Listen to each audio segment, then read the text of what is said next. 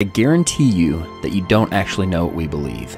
And if you let yourself watch to the end with an open mind, you'll find out that it's actually you that's been hanging on a belief system, on a religion as it relates to the globe. You'll also develop a newfound respect for this group of people that support this channel and who are so willing to be called stupid, so willing to be looked at as idiots for simply questioning the narrative of what they're being told. Because the reality is, no one becomes a flat earther by seeing the floating pancake. Yeah, we think that's ridiculous too. We become flat earthers by studying and finding major errors in the heliocentric model and actively pursuing truth, which I guarantee you is harder than passively absorbing a lie. We probably actually know more about what you believe than you do. Remember, we used to be you. So trust me when I say that any objection that is currently or is about to arise in your mind, we've already dealt with ourselves. And if this thing was truly easily debunkable, none of us would still be flat earthers. Have you not wondered why someone would believe in something so stupid as flat earth? Why people don't mind being called idiots? Maybe it's because it's not that stupid. Maybe someone wants you to think it's stupid. Maybe someone is working really hard behind the scenes to make you think that we believe in a square pancake flying through the solar system that you could just step off of and in the nothingness of space. But again, I assure you, we think that's ridiculous too. Nor do we have anything to do with the Flat Earth Society. I've attended and spoken at conferences all over the US and Canada and met thousands of flat earthers, and not once, never have I met someone associated with the Flat Earth Society. That is an organization of half-truths and idiotic science. Okay? We are simply people in search of truth who hold empirical, measurable, repeatable science as well as ancient accounts on a higher level than mere theoretical mathematics. And last thing before I get going, I want you to know that they are banking on you not questioning this. They're hoping to their God with a lowercase g that you do not look into this, because they know if you do, you're going to have some major questions that unfortunately have no warm and fuzzy answers, which is why they've worked so hard to keep the flat earth, the perception of flat earth, as a theory that only morons could believe in. So sit back, relax, and I promise you will not regret it.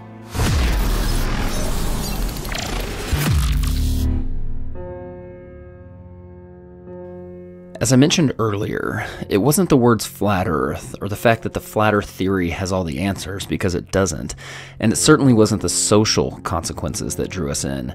But for most of us, it was the questioning of the globe model, which ultimately brought us to flat earth. So here's some questions that reveal some things that I didn't even realize I believed in by believing in the globe.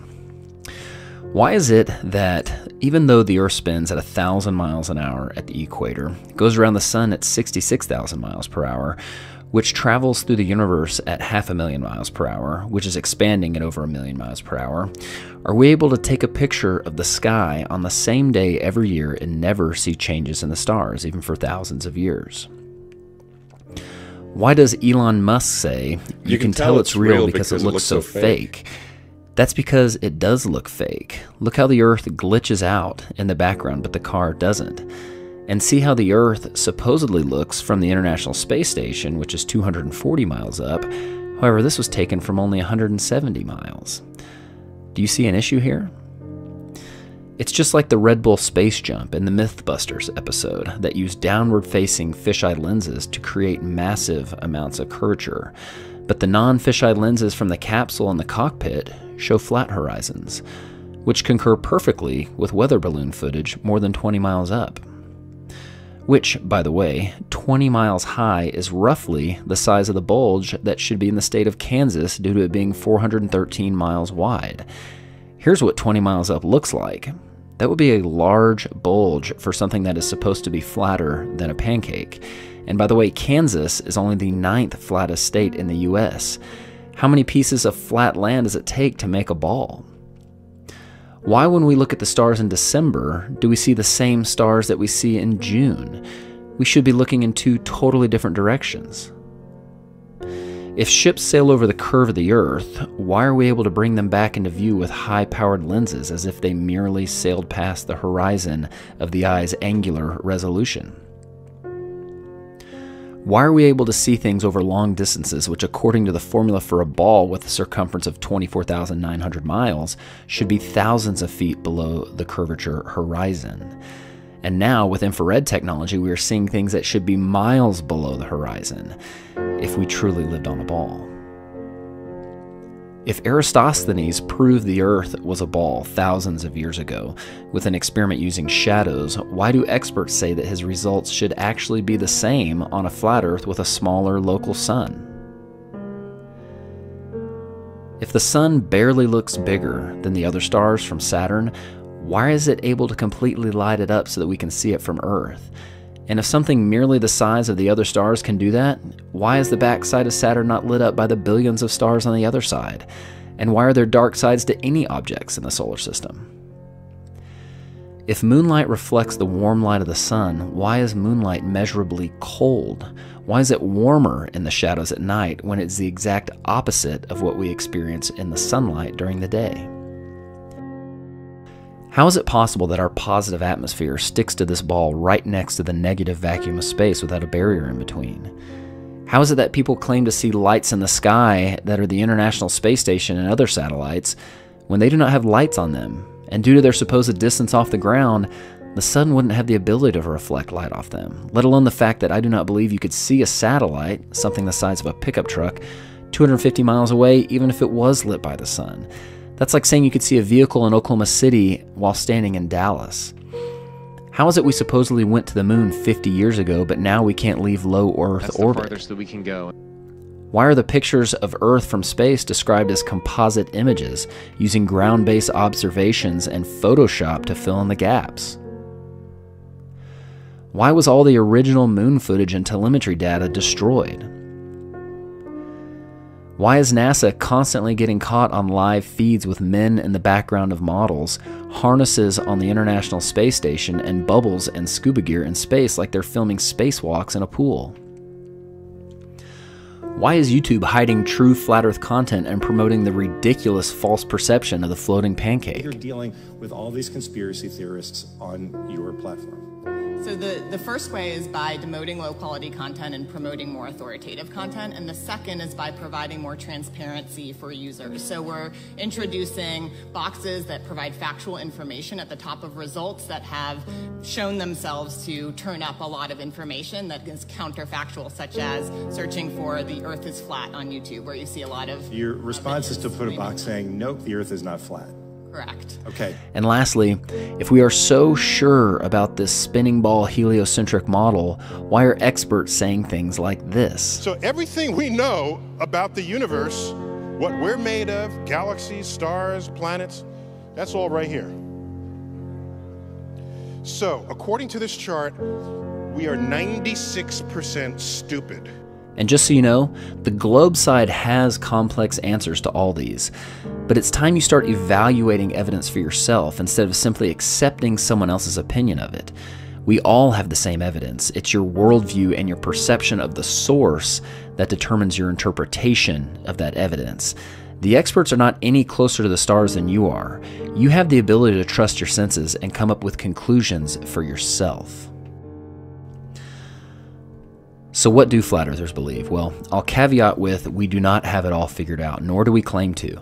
However, we can prove that there are major issues with the globe model, and that is why we are searching for other solutions and other models which can support the phenomena and science we repeatedly observe. Well, this is the best representation I have so far. We believe the center of our motionless world is the North Pole, and an explorer or traveler can still circumnavigate this world from east to west or west to east by performing clockwise or counterclockwise circles around the North Pole. Antarctica is not a continent at the bottom of the globe, but rather a continental ice shelf and mountain range that acts as a shoreline that holds the waters in and potentially supports the dome above, so no falling off the edge. The sun, moon, and stars are simply lights in the sky. They are smaller, closer, located inside the Earth's system. They are not objects floating through space that are similar to the Earth. They are part of the Earth, so no comparing us to them. There are many things that people think disprove this model, thus concluding they live on a ball, and there's no way I can address all of them, but here's some of the most common objections. People say that other planets are round, but as I mentioned earlier, we believe that planets are just lights in the sky, not places you can go. Simply wandering stars that are part of our system, not outside it. Space, as you think of it, is a lie. People say there are no pictures of the edge. Well, that's because of the Treaty of Antarctica that does not allow for private exploration beyond the 60th parallel, upheld by the United Nations, whose flag also happens to be the map of the flat Earth. People say sunsets disprove the flat Earth because we believe the sun stays at a constant height in the sky as it circles above our head, which is true. However, you'll notice on clear days with minimal humidity, the missing water in the atmosphere allows you to see the sun shrink into the distance as it moves away. It appears to go down just like the lights in this hallway appear to go down. However, if the lights in this hallway were considerably higher than the observer, they would appear to shrink very little as they moved away. And if we were to create some atmospheric magnification, they could even appear to grow as they approach the horizon, just as the sun does on humid days. And what about gravity? Well, to put it plainly, we don't believe in gravity. We believe things govern themselves based on density, buoyancy, and the electromagnetic force, all three things that are measurable and provable. Gravity, even though it is sold as a law, is actually just a theory, and it's truly only needed to stick things to a ball or have that ball revolve around another ball. Newton himself had doubts about gravity, and in fact, it has never been proven to exist. There was an experiment performed in which gravity waves were supposedly detected from two black holes orbiting each other a billion light years away. Just for some perspective, the sun is only 8 light minutes away. So multiply that distance by 65,000 to get a light year, then multiply it by a billion. Then turn out the lights because they're black holes. They claim that everything in the universe gives off gravity waves, including the moon. Yet they did not detect it from the moon, they detected it from two black holes a billion light years away. They were supposedly distorting space-time, and the amount which they claimed to have detected this space-time being distorted was less than the diameter of the nucleus of an atom. So, please use your brains the next time you see NASA come up with a big discovery. Look how it's always accompanied with an artist rendering or an image instead of a picture, just like this image of a black hole that they supposedly stitched together from multiple forms of data that just happens to look a lot like the cover of the Soundgarden album, Black Hole Sun. Now, the big question, why would somebody cover this up? Well, because the forces of evil cannot rule the original creation, the one created by God. They have to create an artificial one, a perception, in order to remove the true God from the equation, lifting themselves up to be gods. And they do this by creating a false reality, making people unknowingly exist in it, thus controlling them, making it possible for everyone, including the 99.9% of people working at NASA, to unknowingly propagate the lie. And that perception is so powerful, it can make someone who is provably standing still tell you that they're spinning 1,000 miles an hour. And someone who is standing right side up tell you that they're actually upside down. Now, I know you have more questions, and we have the answers. And even though your heart may feel like you're hearing truth, I'm sure there are many objections that have arisen in your mind. Remember, we used to be you. We have already had to deal with those objections. Just don't let the projection of someone else's perception get in the way of your pursuit of truth. If you do, it only proves that you're under someone else's control. I pray that you take this seriously because the stakes are high. Don't let anything get in the way of your pursuit of truth, because the truth will set you free. God bless. For more answers, subscribe to Woketown, DITRH, the Flat Earth Podcast, or download the Flat Earth Sun, Moon, and Zodiac Clock app.